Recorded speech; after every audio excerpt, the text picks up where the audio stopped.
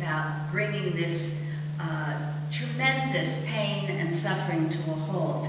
I've been to Ramallah, I've been to Israel, I've traveled through the West Bank, I've traveled through Gaza, I've been to the area, I chair the committee that funds all foreign aid. That's the whole world, HIV, AIDS, etc. And I think it's essential that we continue to bring the parties together. We shouldn't be pushing them into an agreement, but at this point, because of the fear of Iran's nuclear capacity, because of Hezbollah, because of Hamas, there seems to be a new surge of interest, and I'm hoping that the two parties and the new government in Israel, working together with the Palestinians, can bring a peaceful agreement to the region so that they can live in prosperity as the former breadbasket in the world. Thank you. Mr. Russell? Yes, I think we should look at this, a little bit of the history of the situation of the seizure of land from the Palestinian people. That's been overlooked a great deal, especially in the American media, and we need to have an understanding of their plight. When we have an election over there and we ask them to vote, we should not try to countermand that election with our own intentions, and we should not, as I would think, as a chairperson of the Foreign Operations Subcommittee, try to withhold a mere pittance of a few $1 million to the Palestinian Authority when we regularly hand out over $2.5 billion to Israel, over $1.5 billion to Egypt, and $500 million to Jordan. We need an even-handed policy in the Middle East. We need to be perceived as even-handed. We have to perhaps break away from the strength of the organized AIPAC lobby in this country, which has a tremendous effect on congressional voting on issues related to the Middle East. And I can bring, and I will bring, an even-handed Middle East policy to the Congress. Thank you. We'll take a question from this microphone, if there's someone there. With the economy going Excuse down. me, would you state your name My and name is address? Al Clapp, and Excuse me, would you state your name and address, please? Al Clapp, how do you do? The economy is, I think, the overwhelming problem we have, and I don't see fully satisfactory answers from anybody. But if we do nothing, we're in deep trouble. And so what can we do about the economy? Mr. Russell, it's your turn to go first. Yes, well, I think we have to look at a little history here too of the tendency towards globalization. People tend to say, oh, we have a global economy, we can't do anything about it. Well, we can. God bless America with natural resources that can guarantee its survival without a great deal of dependence on an international system. Globalization benefits a very few international elite individuals. We need to look at shoring up our own American economy. We've let our balance of trade slide with China and Mexico. We've had an NAFTA trade act that my opponent sponsored, which allowed American jobs to go overseas.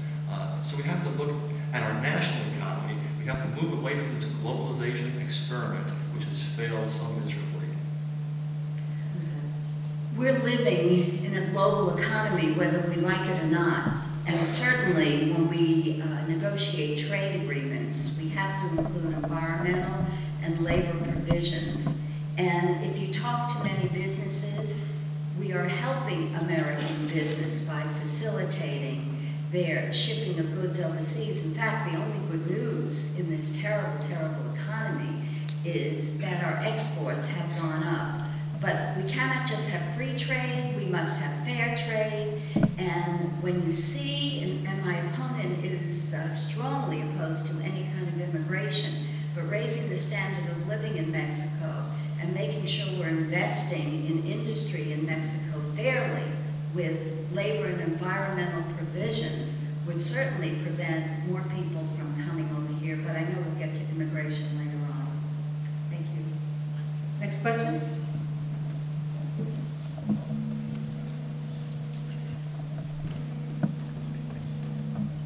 My name is Ernie Hammer, and my question is, where do you... Could we have your address? Yeah, and Yonkers. what's going on in the healthcare industry, I'd like to have an idea of any type of plan, either that both of you support. Let me say that this is one of the major challenges, and I am very concerned that with the huge deficit, and if you look at the debt in trillions of dollars that this administration has racked up, there will be a movement not to do something. We must do something about health care. There are 44 million people who don't have any insurance and use the emergency rooms, which we all pay for.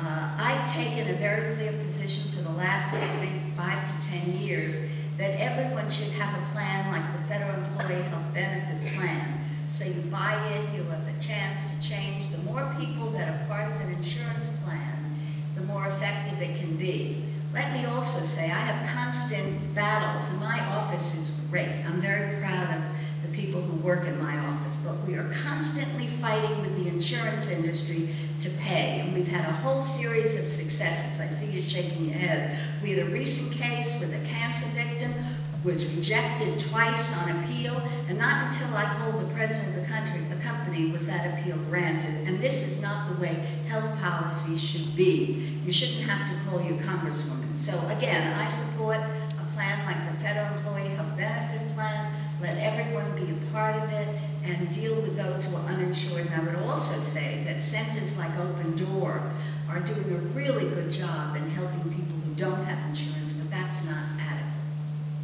Thank you, Mr. Russell. I support a basic universal health care plan for all American citizens. No frills plan guarantee things like a once-a-year well visit, but no special elective surgery given the current economic climate. I think we'll start talking about immigration a little sooner than we had anticipated, because illegal immigration has a great draining effect on our healthcare system. You might not know, but over 400,000 children are born to illegal alien mothers each year in the United States, and the cost in the maternity wards of this is tremendous, and as are the social services. The drain in our local hospitals, Westchester Medical Center and a hospital that closed in Dorchester, may be laid to a considerable percentage of the use of these facilities by a large number of illegal aliens in our midst. So we have to address the immigration issue as well if we really want to improve our healthcare system. Thank you. Another question from the audience? Don't be shy.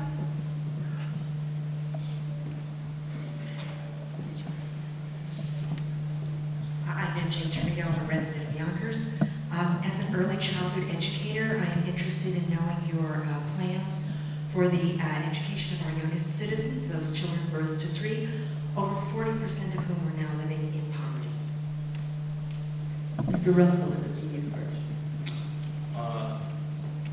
I'm not sure that I might agree with these statistics. 40% of the children in Yonkers are living in poverty. No, according to the Baby Monitor, the 0 to 3 organization, over 40% of children in the United States between the ages of 0 and 3 are living in poverty. Well, that's an amazing statistic that I'd like to look into further. And your question is to their education primarily? Education, social services, mental health services for their families, Right. physical health services for their families at a time when children's brains are growing faster than at any other time in their lives. Right. I think it's important not to totally rely on the federal government for solutions. We have to look also to state, local government, and nonprofit organizations. There do exist programs now, such as Head Start, that have been in place for quite some time.